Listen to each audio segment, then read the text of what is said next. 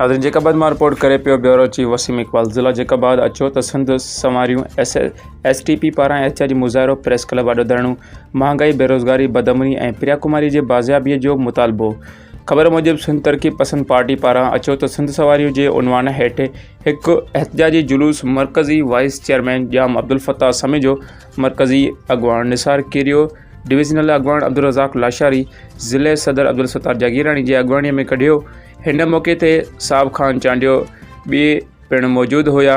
जॾहिं त मुज़ाहिरीन जे हथनि में बैनर ऐं झंडा हुआ। जुलूस में वॾे अंग में कारकुननि ऐं शहरी माण्हुनि शिरकत कई। मुज़ाहिरीन मुख़्तलिफ़ रस्तनि तां लॉन्ग मार्च कढी प्रेस क्लब आॾो पहुची शामियाना लॻाए धरणो हयूं, जंहिं सबबि ट्रैफ़िक मुअतल थी वई। उन मौक़े ते अॻवाननि चयो त सिंध में लाक़ानूनियत वधी वई, अमन अमान जी सूरत हाल ख़राब थी वई आहे। फुर, धाड़ा, अगवा ऐं क़त्ल जूं वारदातूं मामूल बणिजी वयूं आहिनि। कचे ऐं पके में धाड़ेलनि जो राॼु आहे। सिंध वासियुनि जो जीअण जंजाल बणायो वियो आहे। हिन वधीक चयो त प्रिया कुमारी 3 वरियनि खां धाड़ेलनि जे चंबे में क़ैद बणियल आहे। मासूम जी अमल रोई रोई बेहाल थी वई। सिंध समेत तोड़े पुलिस बाज़ियाब करण में संजीदा नाहे। सिंध में धाड़ेल कल्चर पैदा कयो वियो। चूंडुनि में कचे जे धाड़ेलनि पके जे धाड़ेलनि जी सपोर्ट कई।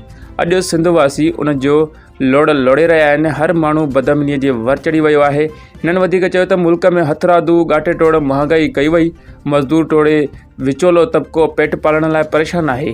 आबादगारनि खे कणक जो बादानो ॾियण बदिरां माफ़िया खे ॾेई ज़राअत जी चेल भञी छॾी वई आहे।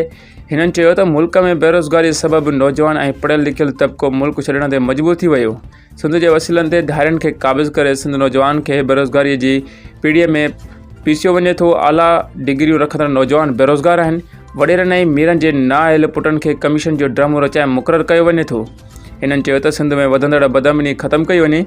प्रिया कुमारी समेत मग़वी फ़ौरन बाज़ाब कराए कचे जे धाड़ेलनि खे निस्तो नाबूद कयो वञे।